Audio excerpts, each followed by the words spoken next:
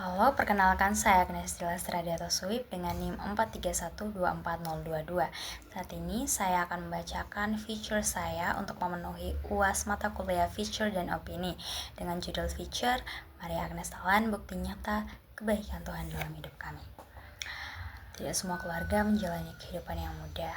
Ada keluarga yang dari luar tampak baik-baik saja, terlihat utuh dan bahagia, tetapi sebenarnya menyimpan banyak perjuangan, luka, air mata, serta doa-doa panjang yang tidak diketahui orang lain. Saya adalah salah satu anak yang tumbuh dalam kisah seperti itu. Namun di tengah segala keterbatasan dan perjalanan hidup yang penuh tantangan, Tuhan menghadirkan saya, seorang perempuan luar biasa yang menjadi tiang penyangga keluarga kami. Ya, perempuan itu adalah ibu saya, Maria Agnes Talan. Ibu lahir di Niki-Niki pada tanggal 7 April 1977. Dia merupakan anak ke-6 dari 7 bersaudara, sekaligus anak perempuan terakhir dalam keluarganya. Ibu dibesarkan dalam keluarga Katolik yang sangat taat. Kakek saya adalah seorang guru yang disiplin dan menjunjung tinggi nilai pendidikan, sedangkan nenek saya adalah sosok ibu rumah tangga yang penuh kasih, sederhana, dan tulus.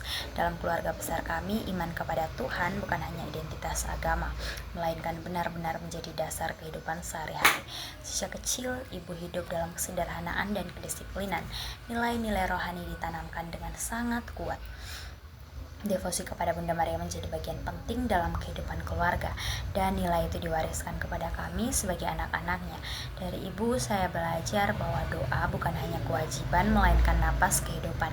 Kami diajarkan untuk hidup sederhana dan taat kepada Tuhan Yesus.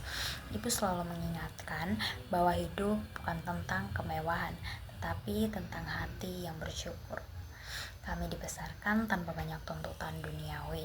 Ibu mengajarkan kami untuk hidup dan menghargai hal-hal kecil, bersyukur atas makanan yang ada, memakai apa yang dimiliki dengan rasa cukup, dan tidak iri terhadap kehidupan orang lain. Setiap hari doa menjadi bagian penting dalam keluarga kami. Kami diajarkan untuk berdoa sebelum tidur, sebelum makan, sebelum berpergian, bahkan sebelum melakukan aktivitas sederhana. Dari ibu, saya belajar bahwa Tuhan harus dilibatkan dalam segala hal, bukan hanya ketika masalah besar datang.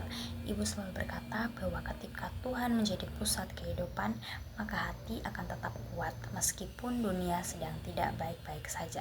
Perjalanan hidup ibu jauh dari kata muda. Setelah lulus SMP di usia sekitar 15 tahun, ibu mendapat kesempatan mengikuti tes sekolah perawat di Semarang. Bagi seorang gadis muda dari Nusa Tenggara Timur, kesempatan itu adalah suatu yang besar.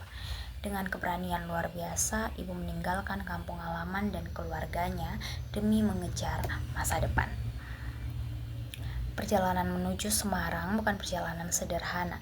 Dari Kupang, ia harus transit di Denpasar sebelum melanjutkan perjalanan panjang menggunakan bus dan kapal.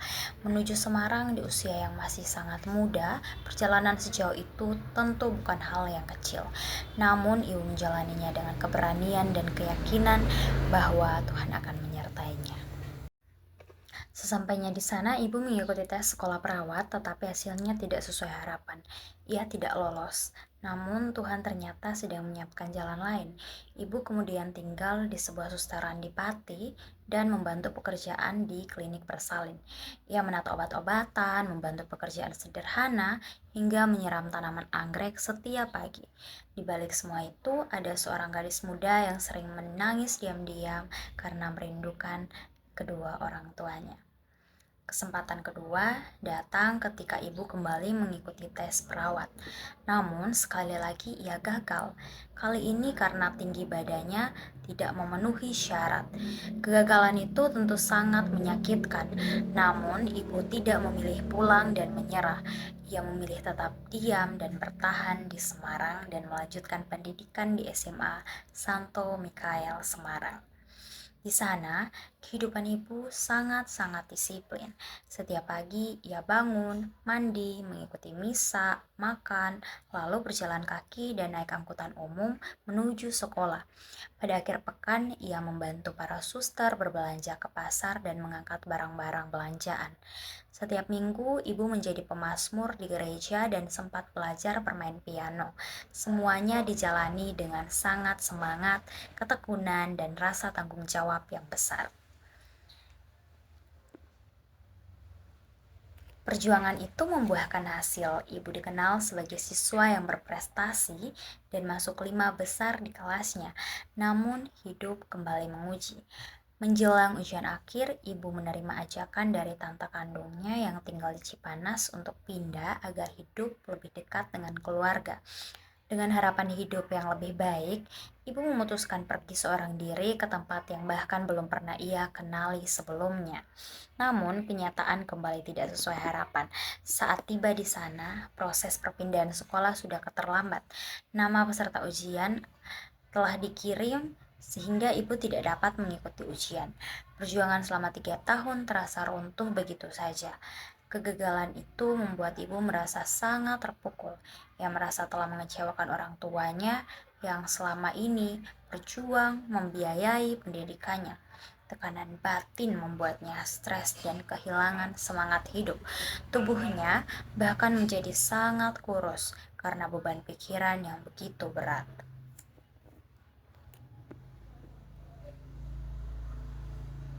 Namun Namun di titik seperti itu Tuhan menunjukkan kasih-Nya.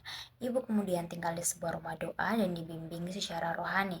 Di tempat itu ia belajar tentang pemulihan, doa yang sungguh-sungguh, dan kasih Tuhan yang tidak pernah meninggalkan umat-Nya. Perlahan-lahan luka batin itu dipulihkan. Tuhan mengajarkan bahwa kegagalan bukan akhir dari segalanya. Tuhan hanya sedang mempersiapkan sesuatu yang lebih baik. Setelah hampir 1 tahun, ibu akhirnya kembali ke Kupang menggunakan kapal. Perjalanan itu bukan hanya perjalanan pulang secara fisik, tetapi juga perjalanan iman. Dari situ ibu belajar bahwa ketika manusia merasa hidupnya hancur, Tuhan tetap bekerja diam. Setelah kembali ke Kupang, ibu mengikuti ujian persamaan dan berhasil lulus. Ia kemudian melanjutkan pendidikan di Akademi Bahasa Asing.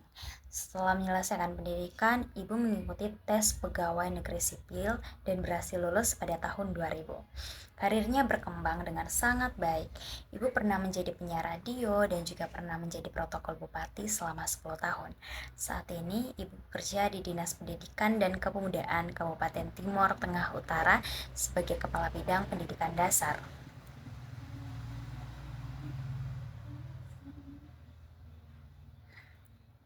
Namun bagi saya, pencapaian terbesar ibu bukanlah jabatan atau pekerjaannya.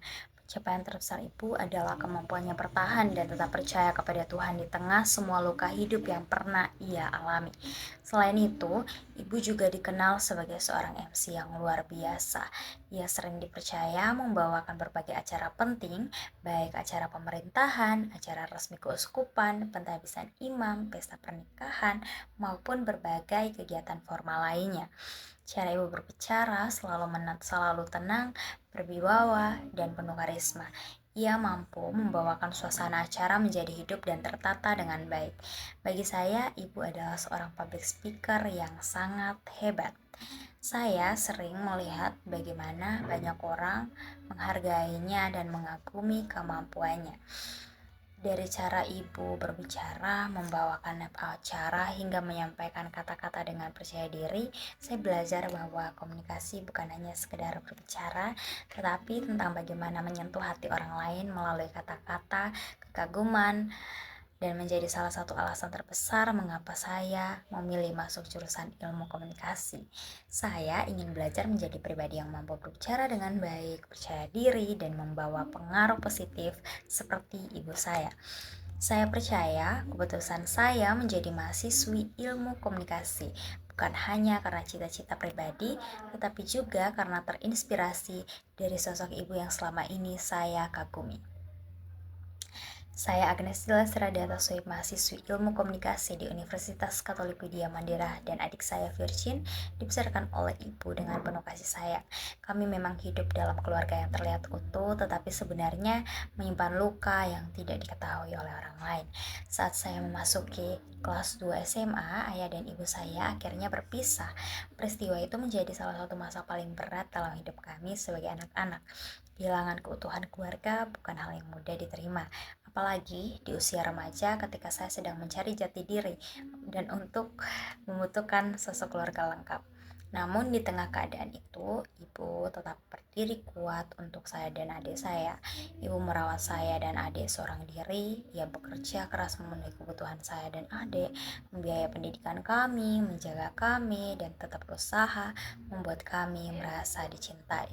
Di tengah rasa sakit yang mungkin ibu rasakan sebagai seorang perempuan, ia tidak pernah mengajarkan kami untuk membenci ayah kami. Sebaliknya, ibu selalu mengajarkan kasih. Ibu berkata bahwa kebencian hanya akan melukai hati kami sendiri. Ia mengajarkan bahwa sebagai anak kami harus tetap menghormati ayah kami, apapun keadaan yang terjadi. Dari ibu saya belajar bahwa mengampuni bukan hal yang mudah, tetapi kasih Tuhan mengajarkan manusia untuk tetap hidup dan memiliki hati yang lembut meskipun pernah terluka. Banyak malam di mana saya melihat ibu berdoa dalam diam, banyak air mata yang mungkin tidak pernah ia ceritakan kepada siapapun. Namun di hadapan kami, ibu selalu berusaha terlihat kuat agar kami tidak ikut hancur. Saya percaya bahwa Tuhan mampu memberi kekuatan sebesar itu kepada seorang ibu. Ada satu kisah yang menjadi bukti besar kebaikan Tuhan dalam keluarga kami. Saya lahir pada 4 Desember 2006 di Rumah Sakit Umum Daerah Soe. Saat itu kondisi saya sangat kritis. Selama beberapa hari proses persalinan pembukaan tidak berkembang. Sementara ketuban sudah pecah. Saya yang masih berada di dalam kandungan mengalami keracunan air ketuban. Situasi itu sangat berbahaya dan rumah sakit bahkan memutuskan bahwa ibu harus segera dirujuk ke Kupang. Namun di tengah situasi yang terasa mustahil, mujizat Tuhan terjadi. Ibu mengaku melihat gambar Tuhan Yesus dalam rupa kerahiman ilahi di tembok ruangan tempat ia dirawat. Bagi ibu, pengalaman itu sangat nyata. Tidak lama setelah peristiwa tersebut, kondisi yang sebelumnya tidak mengalami perkembangan tiba-tiba berubah. Proses persalinan menjadi lancar dan saya akhirnya lahir dengan selamat. Bagi sebagian orang, itu mungkin hanya dianggap kebetulan medis. Namun bagi keluarga kami, itu adalah bukti bahwa kasih Tuhan nyata dan pertolongan Tuhan ada. Saya tidak hanya mendengar tentang kebaikan Tuhan dari cerita orang lain, saya hidup di dalam kesaksian itu sendiri. Saya melihat bagaimana Tuhan menolong ibu saya melewati kegagalan, tekanan, rasa sakit, dan berbagai pergumulan hidup. Saya melihat bagaimana Tuhan tidak pernah meninggalkan keluarga kami meskipun keadaan sering sulit. Dari ibu, saya banyak belajar bahwa hidup bersama Tuhan berarti memiliki kekuatan untuk bertahan ketika masalah datang. Ibu mengajarkan kami bahwa doa mampu menguatkan hati yang lemah, bahwa air mata tidak pernah sia-sia di hadapan Tuhan, dan bahwa setiap luka dapat dipulihkan oleh kasih-Nya. Bagi banyak orang, ibu saya mungkin hanyalah seorang biasa, mantan penyiar radio atau perempuan karir biasa saja. Namun bagi saya, beliau adalah bukti nyata bahwa seorang perempuan bisa terluka, tetapi tetap memilih untuk bangkit.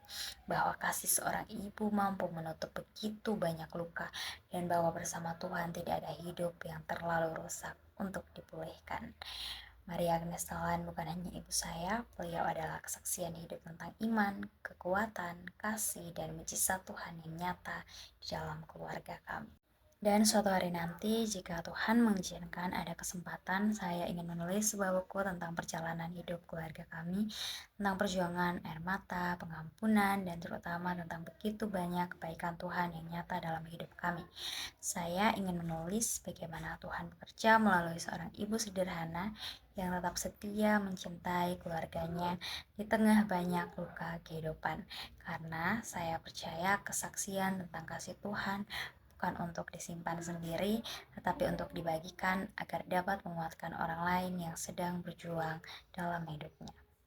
Terima kasih.